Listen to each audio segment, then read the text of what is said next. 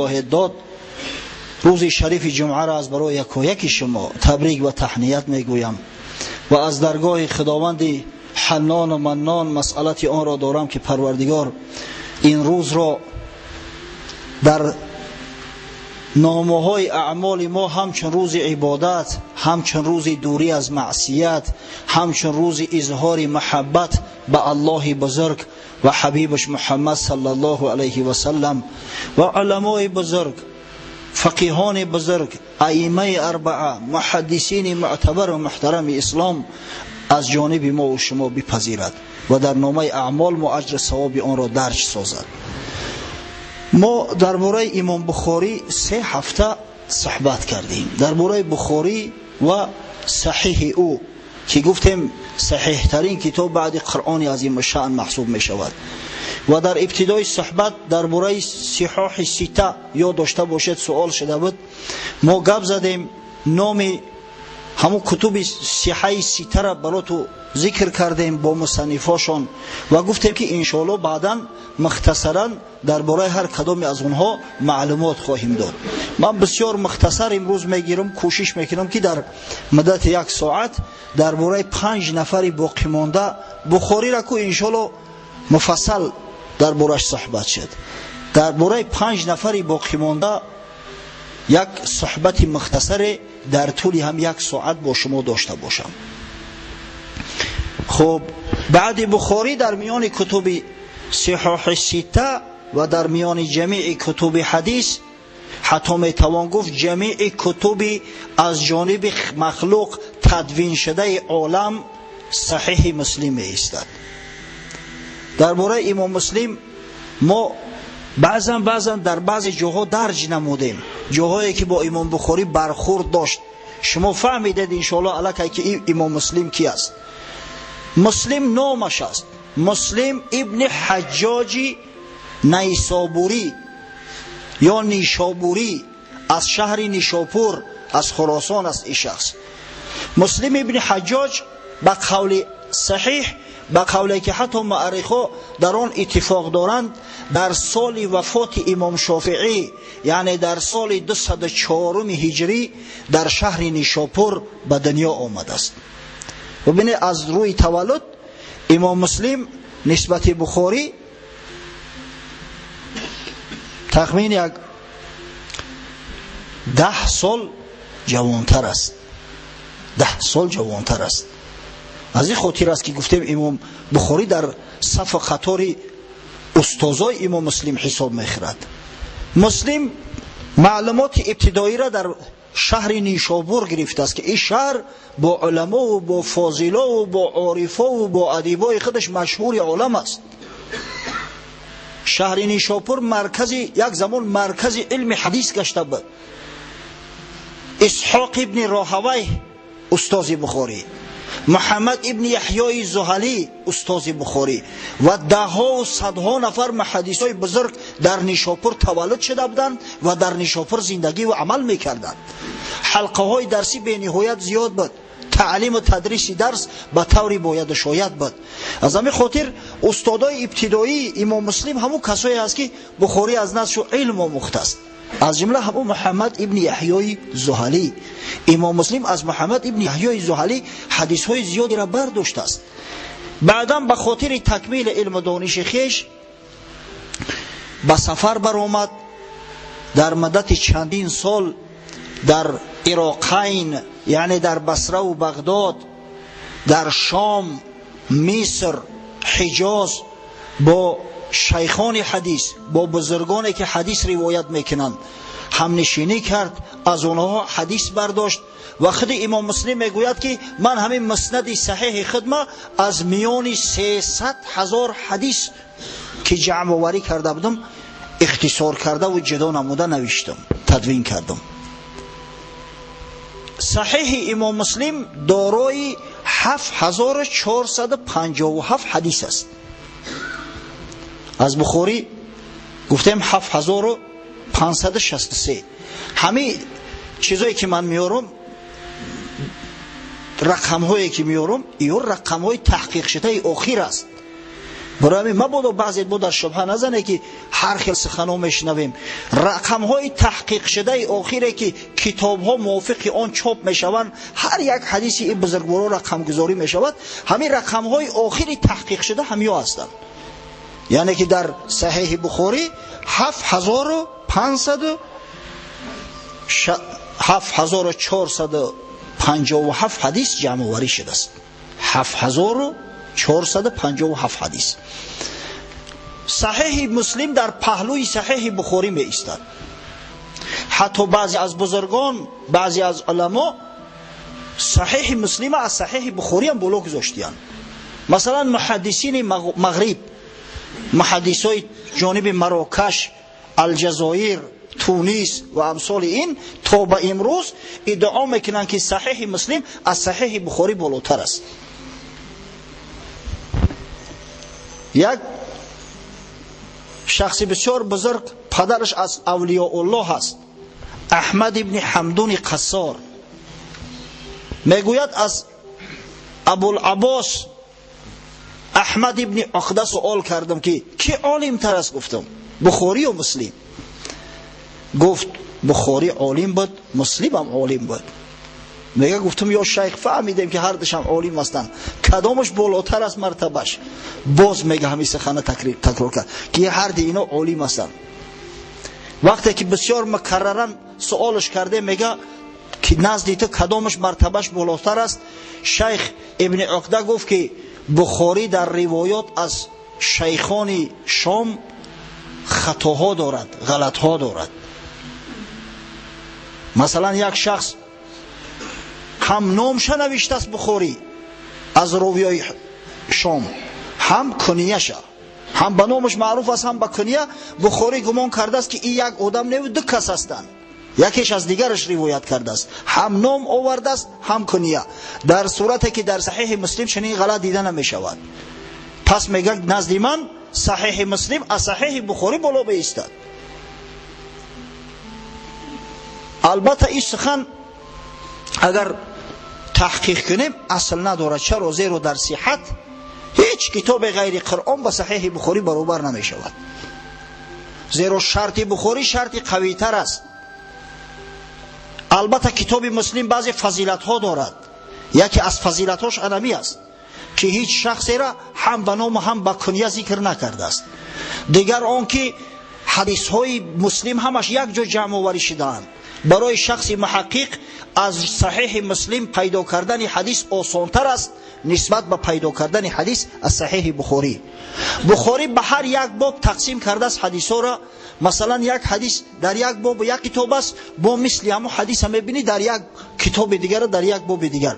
در صورتی که مسلم تمام حدیثایی که از شخصای گوناگون روایت می‌شود همه را در یک باب جمع می‌آورد، همه را در یک باب جمع آورده است. پس پیدا کردن حدیث از صحیح مسلم بسیار آسانتر است. سببش هم علما در چی میبینند؟ میگویند بخاری در مدت 16 سال بیچاره در بالای شتر، در بالای اسب، در مساجد نشسته و صحیحش مینویست، در صورتی که مسلم همه حدیثا را جمع کرد، گرفت آورد به نیشاپور و بعد به حضور خسرو در خانه و در مسجد نشسته یک یک نویسشون. از همین خاطر حسن صناعت مسلم میگن بهتر است و بالاتر است.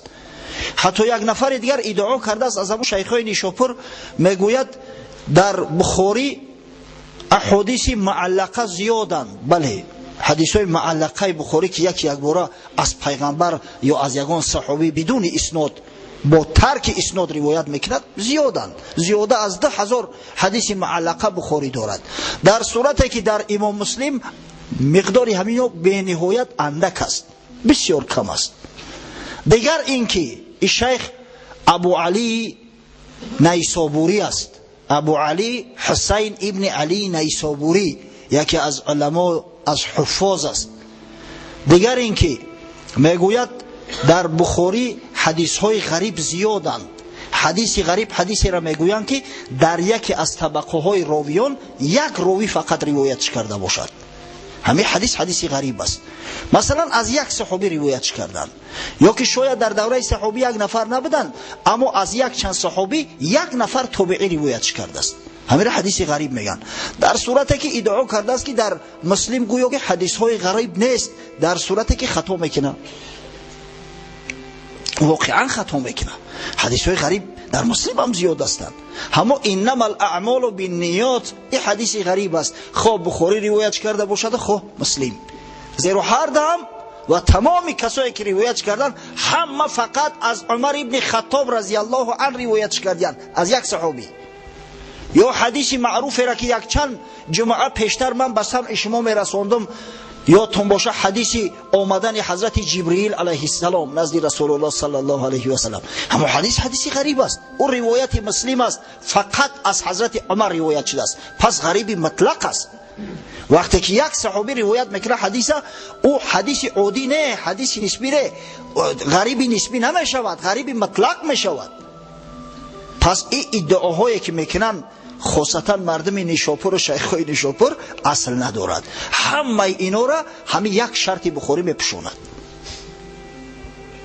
چرا میگوییم که صحیح بخاری از صحیح مسلم صحیح تر است؟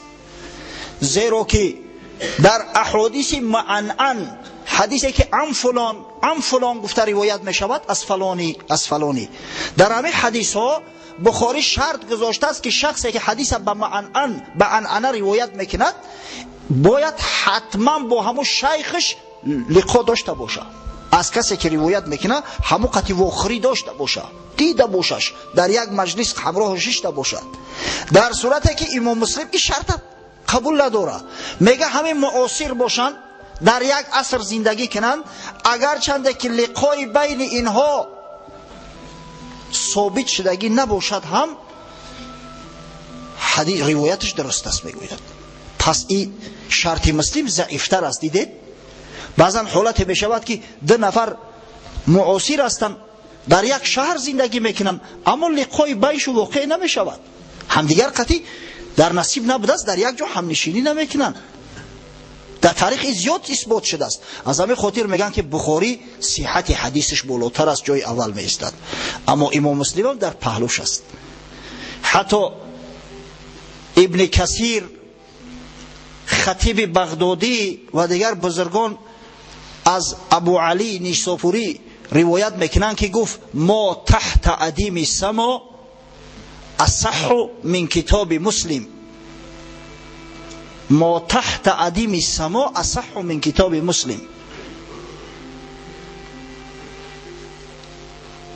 در زیر عدیم آسمان صحیحتر از کتاب مسلم یگان کتاب وجود ندارد. خیلی اکمایی را بچه تعویل میکنیم با اون که همشهری خچه دستگیری کرده سختر، همشهری خچه بیشتر دوست داشته است. اصلا نیشاپور گفتیم بسیار جای بزرگ است و مردم نیشاپور هم با عالماش و با بزرگاش افتخار میکنن. حتی یک نفرش گفته است و ماذا یصنع المرء ببغداد و کوفانی و نیسابور فی الارض کالانسان فی الانسان. مردی به عقل میگه، مردی به علم دانش در بغداد و در کوفه چی کار میکند، در صورتی که این شهر نیشاپور ما مثل گهورک چشم در چشم انسان است، مثل گهورک چشم. همین گهورک چشم چقدر عزیز است، چقدر قیمت است. همین نیشاپور هم میگه در عالم اسلام همون خیلی عزیز قیمت است. پس مردی عاقل در بغداد و در کوفان چی گم کرده است که میگرده؟ باید در نیشاپور باشد. از همین خاطر به همون محبت همشهرگی مسلمه بالاتر گذاشتند و الا در صحت بخاری بالاتر است. شاه ولی الله دهلوی وقتی که درباره کتب صحیح روایت میکند با طبقات، با 5 طبقه بندیشون میکند، من گمان میکنم که 1-4 هفته پیش از این در این مسئله ما صحبت کردم، دیم تکرار نمیکنم. و در اونجا یک نظمی را آورده است بسیار عالی از یک محدثی: تنازع القوم فی البخاری و مسلم لدی، یعنی ای زین یقدم، فقلت لقد فاق البخاری فی صحه کما فاق فی حسن صناعت مسلم. شیخ میگه که در نزد من مردم نزاع کردند، بحثشون شد در موضوع بخاری و مسلم که کدامش بالاتر است، کدامش مرتبهش بلندتر است. آیا بخاری دست بالا است یا مسلم؟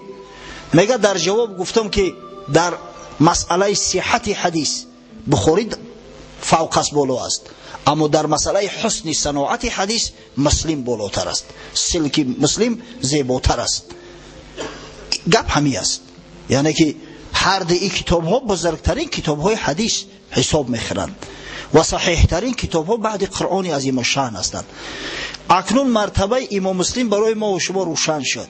ببینید مسلم که خود اهل علم بود، انما یعرف ذا الفضل من الناس ذووه، شخصای صاحب فضل از میان مردم فقط هم سنگهاشون میشناسند، کسایی که با اونا برابر هستند. با وجود این بزرگی، با وجود این عزت، مسلم در وقت زنده بودنش معروف و مشهور بود. ابو حاتم رازی و ابو زرعه رازی که دو نفر از بزرگترین اصحاب جرح و تعدیل حدیث هستند، میگویند که در عصر خود از مسلم بزرگتر محدث نگذشته است در صحت حدیث. یعنی در عصر، در زمان خودش کسای زیاده بودن که مسلم بر بخاری حتی مقدم میدونستند. اما شما بزرگی این مرد ببینه که گفت یا ابو عبدالله، وقتی که به بخاری مراجعت کرد، یا ابو عبدالله دعنی ان اقبل رجلک، ای ابو عبدالله گفت اجازت بده بگذار مرا که پاهات بوسه کنم. خودش اینقدر مرتبه و منزله داره، در پیش مردم نمیگه ای او بخوریش کیه او هیچ گپ نیست، نه مثل که امروز در میان ما مروج است، نه میگه بگذار من پایت را بوسه کنم. ای استاد استادان، ای سید محدثان، ای طبیب حدیث در علتش. این قول امام مسلم است. تو همین درجه جوان مرد بود، مقیر بود، اقرار میکرد، بزرگا را میشناخت. وقتی که امام بخاری در نیشاپور به همون امتحان ها گرفتار شد، شیخ محمد ابن یحیی زحلی چنان که ذکر کردیم فتنه را بر ضد بخاری ایجاد کرد. اول شخصی که از امام بخاری پشتیبانی کرده است مسلم است، سخت پشتیبانی میکرد. حتی بعد خارج شدن بخاری از شهر نیشاپور، بار هنگام درسی، حلقه درسی محمد ابن یحیی زحلی، محمد ابن یحیی زحلی گمان کرد که اگه من غالب شدم، به غلبه رسیدم. متاسفانه بعضی مردم کم نظر هستند، به خاطر یک وظیفه و منصب یا دور ساختن یک حریف خود خیال میکنن به مراد و مقصد رسیدیم، در صورتی که بالای نام خودش محمد ابن یحیی زحلی یک خط سیاه کشید، خش داغدار کرده است.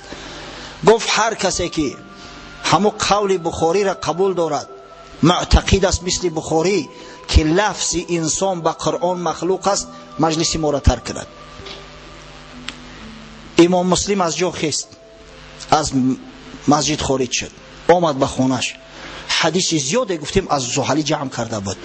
تمام احادیثی که از زحلی جمع آورده بود همش گرفت، در یک جزودان انداخت، به خانه زحلی را فرستاد. مسلم یگان حدیث از زحلی روایت نکرده است، نه در صحیح خود و نه در یگان کتاب دیگرش. ببینه بخاری 34 حدیث از زحلی داره، همون حدیثایی را که از زحلی در صحیحش آورده بود دیگر خارج نکرده است. اما مسلم که هنوز همه را جمع آوری نکرده بود، حدیثای زحلی را یک سگذاشت دیگه قبول نکرد. مادام که زحلی به یک تکبر گفت که کسی عقیدش مثل عقیده بخاری است، پس حدیث من بر وی حرام، مسلم نگه کنه جوان مرده حدیثش روایت نکرد. تا آخر بین زحلی و بین مسلم یگان رابطه دیگه برقرار نبود به عیب زحلی. اما مسلم الحمدلله و المنه نام خودش در تاریخ گذاشت با خطهای زرین. هر جا که بخاری میگویند در پهلوش مسلم هم میشنویم، هر جا صحیح بخاری میگن در پهلوش صحیح مسلم هم هست. از این بالاتر صحیح ترین حدیثایی است که متفق علیه هستند، یعنی بخاری و مسلم از یک کس روایتش کردند. امام مسلم در شهر نیشاپور با عزت اکرام زندگی میکرد، احترام زیادی داشت، حلقه درسی داشت. باری از یک حدیث سوالش کردند در ماه رجب، 24 ماه رجب، یک 5 روز دیگر مونده بود است به اتمام ماه رجب. سوالش کردن، حدیث به یادش نآمد. آمد بعد نماز خفتن به خانه، به اهل بیتش گفت که مرا خلل نرسونه در حجرم. گفتند یا شیخ یک محب در یک سبد برات خرما آورده است، هدیه، خرما هدیه آوردیم.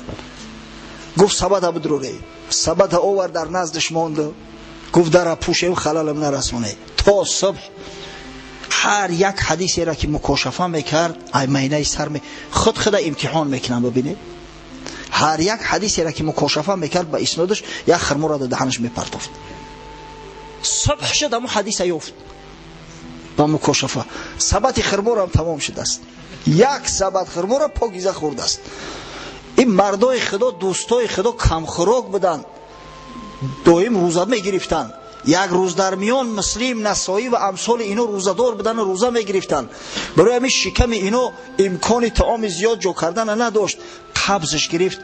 بسیاری ها میگن که به همین قبض شکم از دنیا گذشت. این به تاریخ بسیار پرشرف امام مسلم. خب وقت متنگ است، گپ بسیار است، راستی بسیار شخصای بزرگان.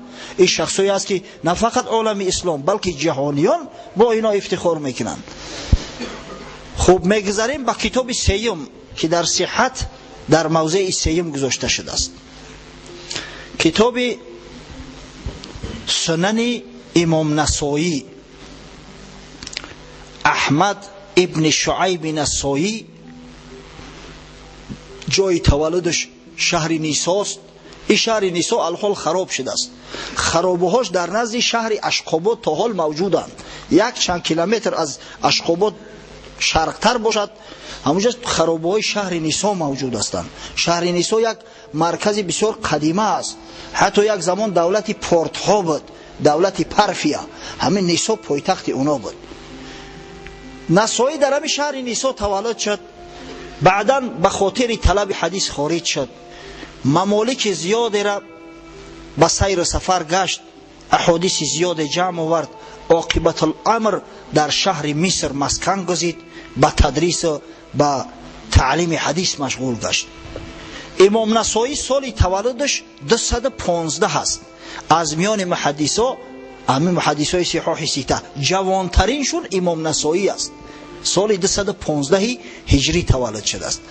امام نسائی یک مردی به نهایت زیبا بوده است، بسیار به حسن جمال، ثروت زیاد خدای تعالی براش عطا کرده بود، محبوب بود. به هر کجا که میرفت حتی شاهها و حاکما قبولش میکردن.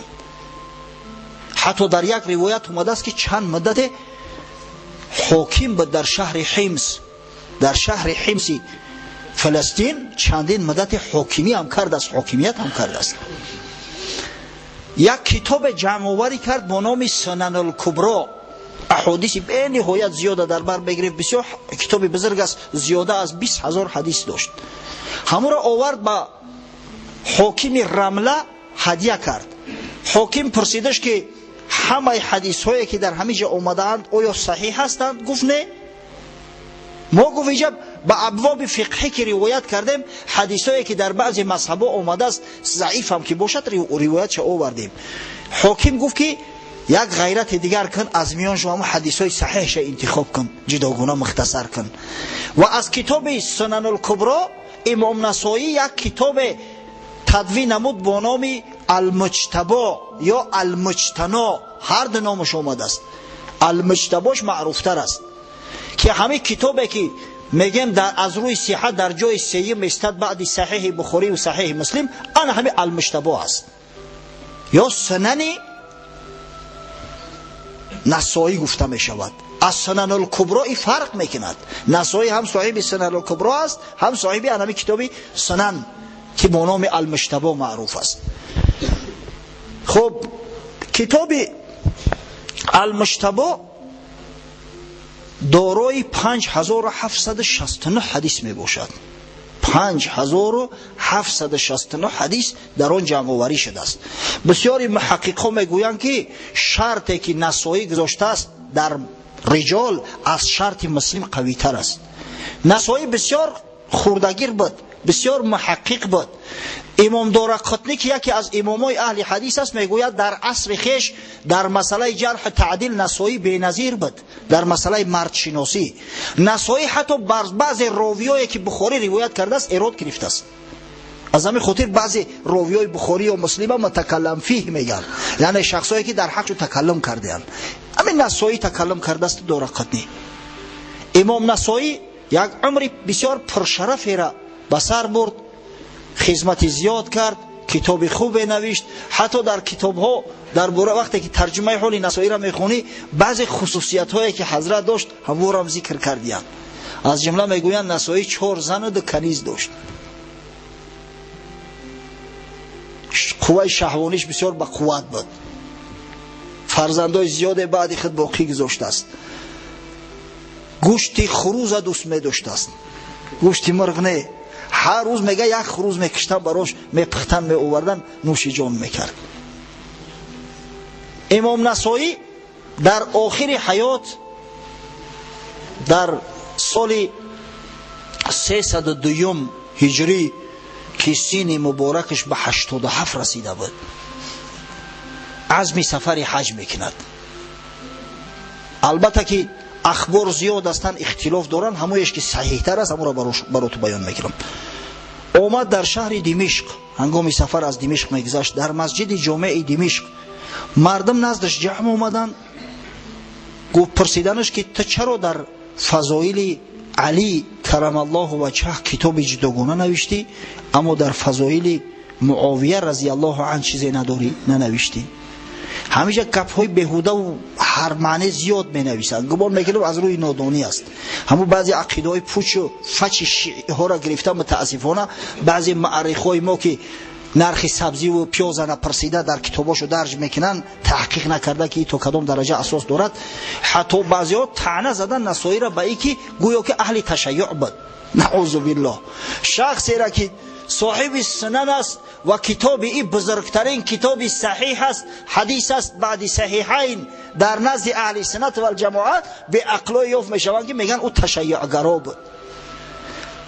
قول اصح ای است که نسائی گفت که مردکای خوب، اگر چند معاویه صحابی پیغمبر است اما او فضل و او بزرگی و او مرتبه را که علی دارد معاویه هرگز ندارد. اگر برای مردم دمشق همه پیروی اموی ها بودن، چندین سال همون عصر اموی ها نزدیک بود. معاویه شهر دمشق بسیار آبادان ساخته است، مؤسس مسجد جامع است، مسجد همون اموی بزرگ تأسیس داده است و معاویه بسیار شخصی محبوب در نزد مردم شام است. وقتی که این سخن مردم عوام شنیدند احاطش کردند، به حد موج سفید 87 ساله را لطکوب کردند. حتی در کتابا اومده است که در مایه هاش بسیار زدند. به همون ضرب لط از دنیا گذشت. در روایات اومده است که بسیار ضعیف و بیمدار شد. دارقطنی روایت میکند که وصیت کرد، گفت مرا ببریم، نیتم حج است، به مکه بریم برسانیم. گرفتن در تخت زرین بارش کردن تا مکه بردندش. در شهر مکه وفات کرد. حتی میگویند قبرش در بین صفا و مروه است، در اون میلین اخضرین گورش کردند در یک روایت. در روایت دیگر اومده است که سال 303 هجری در سین 88 سالگی اگه دیگه معلل شده بود، دیگه بعد او ضرب لطها به خود اومد، راه گشته نتونست. در شهر رمله از دنیا گذشت و در بیت المقدس به خاک سپریده شده است امام نسائی. یعنی همین شخصی بزرگوار امام علی سنت و الجماعه به عقلی و به فراستی یک ایده از احمقا که خشک از تر فرق نمیکنن، فربه از خراب فرق نمیکنن، بزرگ از جاهل فرق نمیکنن، به ضرب لط گرفتار شد. ببینه این امتحان پروردگار است. دارقطنی میگوید در تاریخ ابن کثیر البدایه و نهایه هم ذکر شده است که خدای تعالی خواست که امام نسائی شهید از دنیا بروه با شهادت بعد این قدر خدماتی که در اسلام کرده است. از همه خاطر به ضرب لط از دنیا رفت اما شهید از دنیا گذشت. مرتبه و منزلت شهادت دریافت است این شخصی بزرگ. خب این بود تاریخ امام احمد ابن شعیب نسائی که بزرگا خاصتا محدثای احناف حنفی مذهب صحیح سنن امام نسائی را در جای سوم میگذارن، بعد صحیحین قرار دارد. خب شخص چهارم در میان اصحاب صحاح سیته امام ابو داود است. نامش سلیمان ابن اشعث سیجستانی، اصلش از سیستان است. این سیستان یک ولایت است، بسیار ولایت بزرگ، نیمروز، سیستان.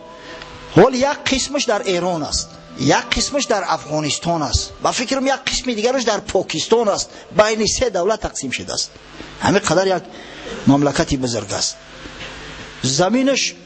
زمین نوکورمش بیشتر از بیابان است.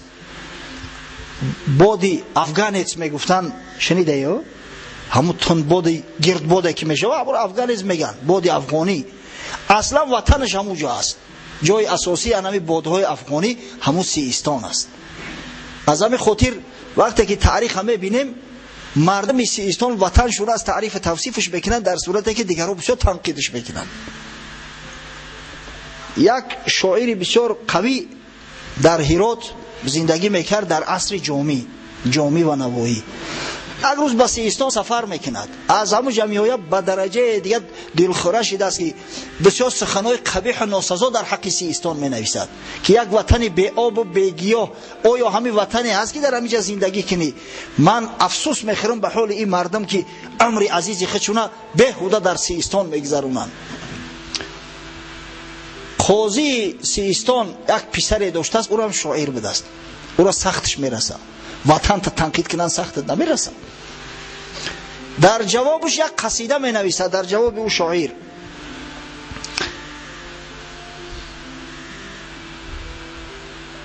قصیده بسیار دراز است. از جمله تاکید کرده است که گر عیب خاک پاک سیستان کند کسی، دریا پلید می نشود از دهان سگ. اگر کسی عیبی همین خاک پاک سیستان ما را عیب بگیره، حکم او حکم سگ است. همین سگ وقتی که در دریا رفت دهن زد، دریا که آب روان است، به دهن زدن سگ حرام نمی شود که همین ملک ما هم داغدار نمی شود. در ضمن قصیده از جمله همین ابو داود مخصوص ذکر کرده است. ابو داود افتخار مردم سیستان است، امامی که از روی مرتبه و منزلت در جای سوم ایستاد، حتی بعض محقق در جای چهارم، حتی بعض محققا در جای سوم بعد بخاری و مسلم گذاشتیانش. پس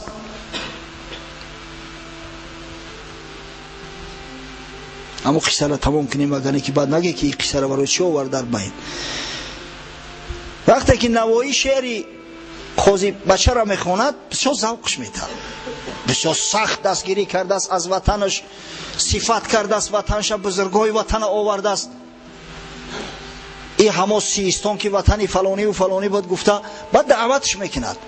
نوایی وزیر بود، وزیر سلطان حسین بایقرا، با پایتخت بهرات دعوتش میکند. میگه تو جوره گپ زن که شعری تو با قوت است، خوب است یا شعری همون شاعر؟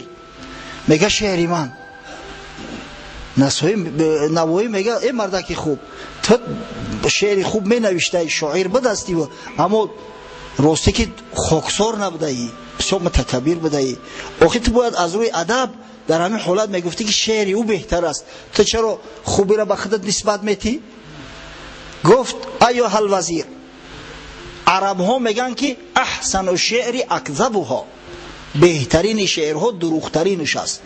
هر کدام شعری که دروغتر است او بهتر است. آخه او مردک راست گفته است، حقیقتا وطنی ما آب ندارد، گیاه ندارد، خاک ندارد، زندگی مشکل است در اونجا، یا زندگی بدوی و بادیوی است. اما شعری من دروغ است. مادام که شعری من دروغ است، موافقی همو قاعده شعری من از شعری او بهتر است. پس امام ابو داود در همین خیلی یک سرزمین زندگی کرد، بعداً به خاطر طلب علم خارج شد. هر بزرگی را میبینی برای اون که صاحب علم صاحب معرفت شود از وطن خارج میشود، تا دنیا دیده نشوی صاحب علم نمیشوی. در شهرهای زیاد گشت، حدیث زیاد جمع آوری کرد، عاقبت الامر ساکن بصره شد، در بصره اقامت گزید. امام ابو داود از محدثین بی نهایت بزرگ و معتبر است. بسیار شخصیتی بزرگ است. امام احمد حنبل حتی ابو داود وصف کرده است. در کتب تاریخ آمده است که میگویند امام ابو داود از روی نشست و برخاست، معامله با دیگران، خاموش ایستادن، حدیث کردن با امام احمد حنبل بسیار شباهت داشت. امام احمد حنبل با وکیع ابن جراح شباهت داشت. وکیع ابن جراح با سفیان ثوری شباهت داشت. سفیان ثوری با منصور شباهت داشت. منصور با ابراهیم نخعی شباهت داشت. ابراهیم نخعی با امام علقمه شباهت داشت. امام علقمه با عبدالله ابن مسعود رضی الله عنه شباهت داشت. عبدالله ابن مسعود در طریق حدیث گفتن و خاموش نشستن و مردم دلالت کردن با محمد صلی الله علیه و سلم شباهت داشت. برای وصف امام ابو داود من گمان میکنم همین مقدار کافی است. امام ابو داود یک کتاب سنن نوشته است عبارت از 4274 حدیث. هر حدیثی را که خاموش می ایستد علما میگویند که او حدیث حدیثی صحیح است. مثل ترمذی نگفته است که ایش حدیث صحیح است، اینش حسن است، اینش ضعیف است، نگفته است. فقط حدیثایی که به نهایت ضعفش زیاد است همون را ذکر میکنه. مرسل خفی است یا حدیثی واه است، دیگر ذکر نکرده است. اما در سنن ابو داود یک قاعده عجیب است که در یگان کتاب ها نیست. در ابتدا ابو داود همه حدیثایی را که در نزدش به شرط او از همه صحیح تر هستند او را میاره، بعد آیسته آیسته بعد او حدیثای ضعیفتر آوردن میگیره به همین ترتیب. امام ابو داود یک امر بسیار پربرکتی را دید. میگوید من احادیث خدمه ببخشید 4000 گفتم، 5274 لفظ 4000 از او خاطر در زبانم آمد که خود ابو داود میگوید که من همین سنن ما از میان 500,000 حدیث اختیار کردم، 4800 حدیث نوشتم. خود ابو داود 4800ش گفته است. اما بعدتر شاید حدیث‌های دیگر هم جمع آوری شده است به همون از ابو داود ذکر شده است. طبق تحقیقات امروزه سنن ابو داود که بسیار معروف و مشهور است در تمام اطراف و اکناف عالم اسلام پهن می شود و چاپ می گردد، صاحب 5274 حدیث می باشد. ابو داود در شهر بصره از دنیا گذشت. یک امر بسیار با برکت دید، در پهلوی سفیان ثوری گرانده شده است. قبرش تا حالی معروف و مشهور است و مردم به زیارتش می روند. شخصیت پنجم در میان اصحاب سنن اربعه امام ترمذی است. امام ترمذی معروف و مشهور. امام ترمذی را اکثر ما و شما میدونیم، زیرا مدرسه قبل از او که استاتوس مکتب عالی قبول کند و دانشکده اسلامی گردد، نامش مدرسه به نام امام ترمذی بود. از این خاطر هممون میدونیم و ترمذی هم در پهلو ما هست، نزدیک است و با امام ترمذی مردم ما افتخار میکنن که امام ترمذی همشهری ما است. بله، امام ترمذی نامش محمد است، محمد ابن عیسی ابن سوره. جای تولدش به قول اصح یک قشلاقی هست در نزدیکی ترمذ که با نام یوغاباد یا یوغاباد در تاریخ اومده است. از همین خاطر ترمذی را بعضا یوغی هم میگن. اما از بس که ترمذ شهری بزرگ کلان است، ترمذی به همین لقب مفتخر شده، با نام الترمذی معروف و مشهور عالم گشته است. امام ترمذی در سال 1209 پا به عرصه هستی گذاشته است. معلومات ابتدایی را در خراسان گرفت، در ترمذ، بعداً در نیشاپور بود، در تمام شهرهایی که هنگام ذکر مناقب امام بخاری ما براتون بیان کردیم، ترمذی در همه شهرها بود. از بزرگان حدیث آموخته است. امام ترمذی یکی از شاگردهای خاصه امام بخاری است.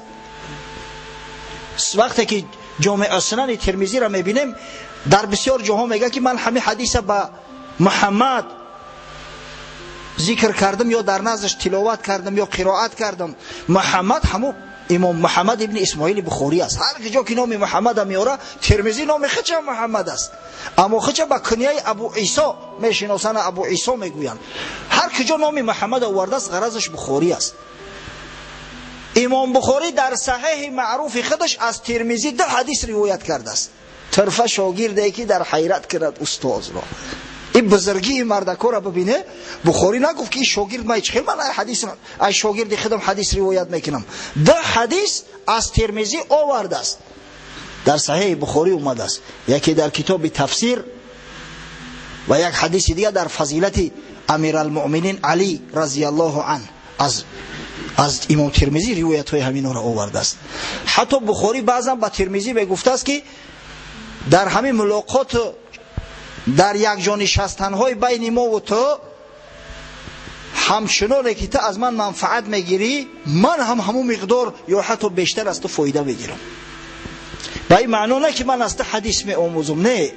شیخ رشید احمد گنگوهی میگه غرض این است که بخاری میگه که تو یک شاگردی با لیاقت هستی، ذکی و زیرک هستی. اگر شاگرد ذکی و زیرک باشد استاد خدا بعد سوال کردن میگیره، بیچاره استاد بعد مجبور میشه وقت شب خواب نمیکنه و کتاب میکوبه. اما اگر شاگرد که با ذکاوت نباشه همین خطا که درسش میتی که ای بسای میگه ای حد گذشت، خودش تنبل استاد همون استادش هم تنبل میکنه، سختی خودش میکنه. از همین خاطر غرض بخاری است که تو از بس که شاگرد ذکی هستی من از تو منفعت زیاد میبرم، زیرا سوال زیاد میکنی. امام ترمذی یک کتاب نوشت با نام سنن یا جامع السنن. در میان سنن 4 کتاب جامع فقط کتاب ترمذی است. چرا جامع میگویند؟ کم کم درس هم بگذاریم. جامع در میان کتب احادیث کتاب های را میگن که 8 حکم یا 8 کتاب در خود فرا گرفته باشند: سیر، آداب، تفسیر، خب مناقب، فتن، احکام، اشراط، عقاید. 8. هر کتابی که انمی 8 جزو در خود میگیرد او را با نام جامع ذکر میکنند. ما کتاب بخاری را گفتیم جامع الصحیح، المستند، المختصر. بله، جامع الصحیح. برای آنکه کتاب امام بخاری جامع انمی 8 جزو هست. کتاب ترمذی را میگیم جامع السنن. چرا؟ زیرا انمی 8 جزو در بر میگیرد. مثلا سنن نسائی، سنن ابو داود ندارد اینا.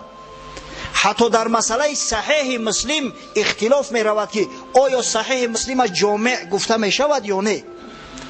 از بس که کتاب تفسیرش بسیار خرد است، تفسیر مسلم در آخری کتابش امام مسلم تفسیر آورده است، بسیار خرد است. بعضیا گفتن که این جامع شده نمیتونه، کتاب تفسیرش بسیار اندک است.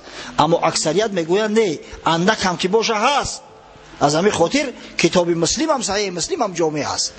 اما در مسئله جامع بدن سنن ترمذی کسی اختلاف ندارد. یک شیخ بزرگوار سوالش کردن، گفت در نزد من صحیح جامع السنن ترمذی انور است، یعنی بنورتر است، بهتر است از بخاری و مسلم. گفتن چرا؟ گفت ای مردکوی خوب، صحیح بخاری و مسلم اگر محقق نباشی نمیفهمی، اما ترمذی هم را نوشته است بیچاره. همین نوع آموز هم که باشی ترمذی را میفهمی. این حدیث ضعیفه، این حدیثش فلانه، ایش صحیح حسن است، راوی فلانش غریب است، فلانش اخیل است. علما با این حدیث عمل کردند، با ایش عمل نمیکنند. انا این قول سفیان ثوری است. امام ترمذی جامعش مثل کتاب فقه وریه، تمام همه احکام را از یلا بیان میکنه. از این گذشته اگر جامع السنن امام ترمذی را انشالله در نقشه هست با خط کریلی چاپ کنند، نافهمی ها و کشفهمی هایی که متاسفانه بعد انتشار صحیح بخاری با خط کریلی و زبان تاجیکی در میان جوانای ما پیدا شد، همش رفع می شود. چرا؟ زیرا ترمذی حدیثایی را که هر یک مذهب میگیرد پی هم میارد. مثلا میویا باب رفع الیدین فی الصلاه، باب رفع الیدین فی الصلاه، باب برداشتن دو دست در نماز.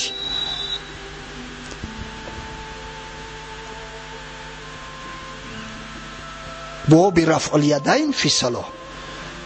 از پشت او میویا باب ترک رفع الیدین فی الصلاه. بابی ترک کردن رفع الیدین در نماز. حدیثایی را که مثلا به مذهب ما عمل میکنن او را آورده است. بابی جهر آمین در پهلوش میآید، بابی تخفیض آمین، پس گفتن آمین، یعنی بسیار سبک کرده است. از این خاطر سنن امام ترمذی بسیار معروف و بسیار مشهور است. و امام ترمذی بسیار یک شخصیت بزرگی بود. انا خیلی که درباره قوه حافظه امام بخاری روایت کردیم، امام ترمذی را همون خیلی یک قوه حافظه خدا براش داده بود که بسیار بسیار عجیب است. حتی وقتی میخونیم قصه ها را در تعجب میمونی. از جمله شیخ الحدیث شاه عبدالعزیز دهلوی روایت میکند در بستان المحدثین خود که یک شیخ برای امام ترمذی در 2 صحیفه حدیث میفرستد، در 2 صحیفه حدیثی نوشته. بار هنگام سفر حج امام ترمذی همون شیخ رو میخرد، عقد نوشته دیگه هست و از زبان شنیدن دیگر، یعنی که کتابتا گرفتش اما قرائتا نشنیده است. از همین خاطر التماس کرد از شیخ، گفت همون حدیثا را برای من بیان کن. شیخ گفت بسیار خوب، اما ورقایی که نوشتم اون را در دستت بگی، من از یک لب حدیثا را خوندن میگیرم تو مقایسه کن. ترمذی اومد بار خلطش کاف که فراموش کرده است، ورقا را خطیش نآورده است. اگر نزد شیخ بیا بگه که ورقات در خانه ماندم، میگه خانه در بلندی اوخی ورقه که در خانه میمونی چی لازم است نباشه نوشتن، شاید غضبش کنه دیگه قرائتا هم حدیثا رو بروش بیان نکند. از همین خاطر یک حیله کرد، حیله شرعی. یک چند ورقی سفیدی تازه را در دستش گرفت، اندک دورتر شش گویا که هم حدیثا نوشتگیان، بعد گفت حضرت اینا نگه دارو. بعد حضرت یک حدیثا را قرائتا در نزدش گذراند و این همین بله میگه با قلمش در دستش گویا که همون را قلم خطی گذرانده است. ناخواست چشم شیخ با ورقا غلطی دید، ورقی سفید، گفت کو اینجا بیار. وقتی از دستش گرفت حالا دید غضبش کرد، گفت اما تستحی منی، آیا از من شرم نمیداری؟ شرمنده ای چی کار است میکنی؟ گفت یا شیخ قصه کوتاه این همین خیلی کار شده است، اما ما همون حدیثایی را که الحال قرائتا برام بیان کردی همش در ذهنم گرفتم. گفت کو گپ زن، یک با برای شیخ همش گذروند. شیخ گفت ایو را پیشکی از یاد کرده خطا در پیش من نشان میتی. گفت یا شیخ یگان چیز دیگر روایت کن. 40 حدیث با اسناد در یک نشستن شیخ برای ترمذی گفته است. ترمذی 40 حدیث به همون ترتیبی که شیخ گفته بود با بروش بیان کرد از حفظ. گفت سبحان الله، مثل تو با این قوه حافظه در عالم آدم کم است. محمد تقی عثمانی روایت میکند، میگه از استادای خود شنیدم بار ترمذی هنگام سفر حج چشماش کور شده بود. بعضی‌ها نفهمیدن میگن که ترمذی کوری مادرزاد است، حالا اون که این صحت ندارد. شیخ انورشاه کشمیری به ثبوت رسانده است، نمیگه عاقبت الامر بعدها امام ترمذی چشمش کور شد از ترس بسیار، از گریه بسیاری که میکرد. از همین خاطر امام ترمذی در آخرهای حیات طبق اخبار نابینا شده بود است. در بالای شتر می آمد، در یک موضع رسید، سرش خم کرد، بر رفیقاش گفت که سرتون خم کنی. همه حیران شدند. سببش پرسیدن که یا شیخ چرا امر مو کردی؟ گفت آخه درخت نمیبینی؟ من کو کورم شما کوره؟ درخت نمیبینید که اگر سرتون خم نمیکردید در درخت میخوردید؟ گفتن یا شیخ اینجا نه درختی نه ولو هیچ نیست، یک جای خالیه. در اضطراب غلطید. گفت سبحان الله، توقف کنید. کاروان همونجا متوقف ساخت. گفت به دهه نزدیکترین برین یک شخصی کانسول شو بیاری، در همینجا درخت بود، فلان سال من گذشته بودم همینجا درخت بود که اگر سر خم نمیکردی سر در درخت میخورد، در شاخی درخت. اگر به شرطی که من خطا کرده باشم بعدی دیگر روایت حدیث بس میکنم. پس معلوم میگرده که قوه حافظم ضعیف شده بود است. وقتی که آوردن گفتن واقعا همین خیلی از 6-7 سال پیش در اینجا یک درخت نه چندین درخت ها بود در همین راه کاروانگذر، از بس که به کاروان خلل میرسوند از همین ریشه و بونش کندن پرتفتن شد. این است امام ترمذی و این بزرگی و به این مرتبه و به این منزلت. راستی که درباره امام ترمذی سخن بسیار است، اما متاسفانه وقت منتنگ است. امام ترمذی سال 279 در وطن خودش در شهر ترمیز عالم فانی را بدرود گفته و به سوی رحمت پروردگار، به سوی مغفرت پروردگار لبیک گویان شتابان رفت. خدا رحمت مغفرتش کند. و نهایت شیخ ششم اهل سنت و الجماعه کتاب سنن او در میان صحاح سته وارد است، شیخ ابن موجه قزوینی است. نامش محمد ابن یزید قزوینی، نام ای هم محمد است، محمد ابن یزید قزوینی. با قول اصح سال تولدش سال 209 است، یعنی که همسین سال امام ترمذی است. اگر چنده در بسیاری کتاب ها سال تولدش ذکر نشده است، اما سال فوتش همه صراحتا آوردیان. سال فوتش سال 273 است، میگن در 64 سالگیش از دنیا رفته است. اگر از 73 64 بگیریم هم 209 میمونه.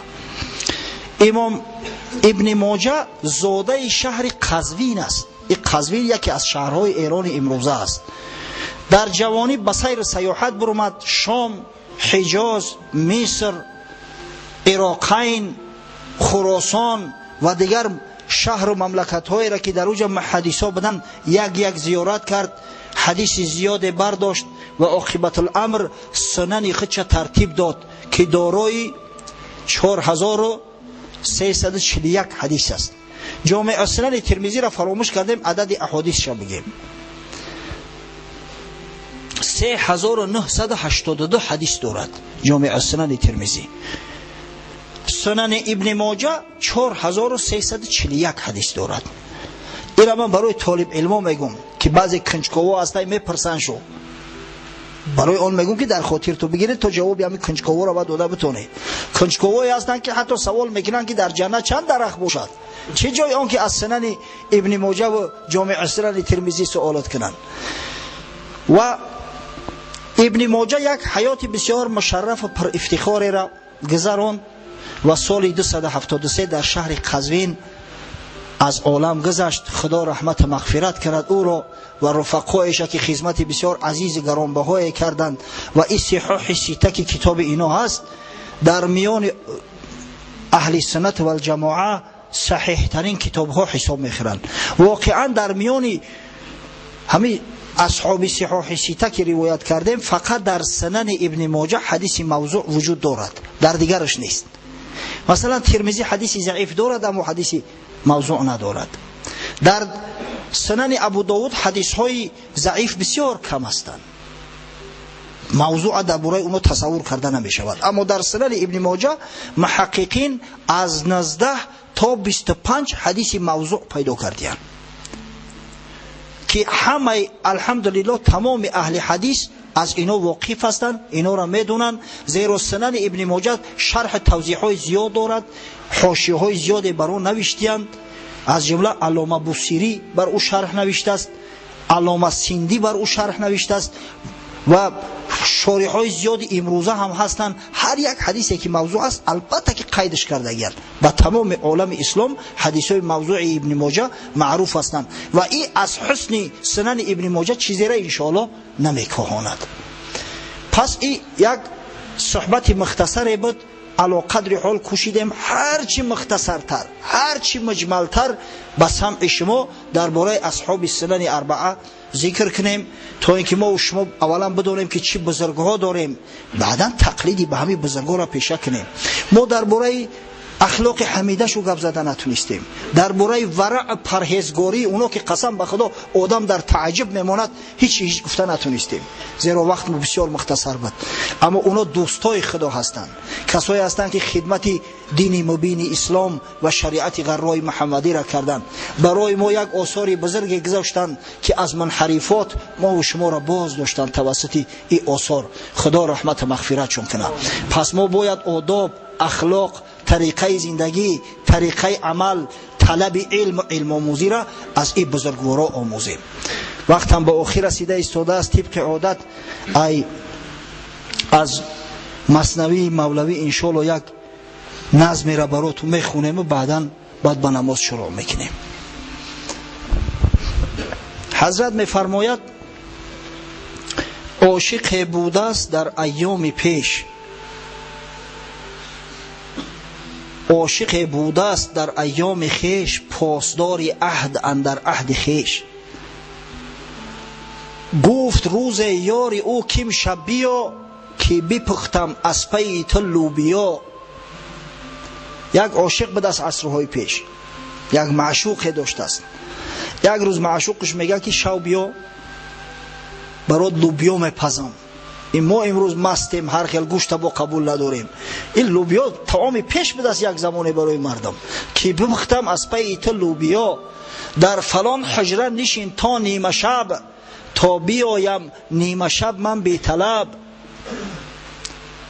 اندران حجره نشستم بردبار، بر امید وعده آن یار غار. معناش فهمیده استی اخیا؟ هیچ اشکال نداره. بعد نصف اللیل آمد یاری او، صادق الوعد آن مه دلداری او. عاشق خود را فتاده خفته دید. بعد نیمه شب یارش میآید که این عاشق دعواگر به تخته پشت خوابه، خوراکش گوش فلک کار داره.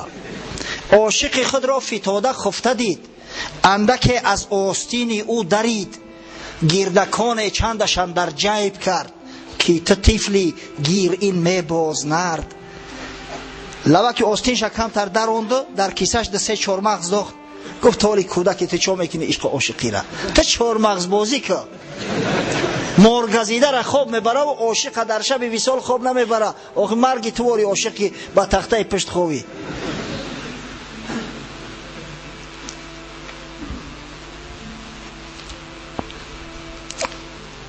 چون صبح عاشق از خواب برجهید، آستین و گردکانها را بدید. گفت شاهی ما هم از صدق و وفاست، آنچه از ما میرسد آن هم زی ماست. سحر خیز 4 مغزکو را دید، لوی آستین شدید. گفت شاهی ما هم از صدق و وفاست. هر چیزی که وعده میته یاری ما به وعدش استوار است. خدای تعالی هیچ وقت خلاف وعده نمیکنه. آنچه بر ما میرسد آن هم زی ماست. هر بلایی که بسر میاد از دست خودمونای، از روی تنبلی خودمونای، از روی بی‌فراستی ما است. بعد حضرت نصیحت مو میکنه: خواب را بگذار امشب ای پدر، یک شب بر کوی به خوابان گذر. بنگر اینها را که مجنون گشته اند، همچه پروانه به عشقش کشته اند. آخی همون خواب ای سرت مانه که یک شب از بر خواب بگذر، تا یک به کوی به خوابا بگذر، تا یک تاریخ ورق گردان که بزرگایی را که خدمت کردیم ببین که چی بیدار خوابی ها میکردند. در شبهای محتاب شب امام بخاری حدیث می نویست از نور محتاب استفاده می بردن زمانهایی که چراغ نبود. ای مزور چشم بردار و ببین، چند گویی می ندانم آن و این. آخی خانت پری گندم که سر تا بردار یک بزرگا را ببین. ای با نمیدونی ای را نمیدانم او را نمیدانم و بیمار داری ترم بخوانی. همون مردکارم از مادرش و مادر عالم تولد نشده بدن، خواندند علم و مختن، به همین درجه و منزلت ها رسیدند. این ندانم آن ندانم بهر چیست، تا بگویی آن که میدانم کیست. تا نمیدانم همه دانم شود، تا نمیبینم همه بینم شود. وین ندانم هات میدانم شود. و آخر دعوانا ان الحمد لله رب العالمین.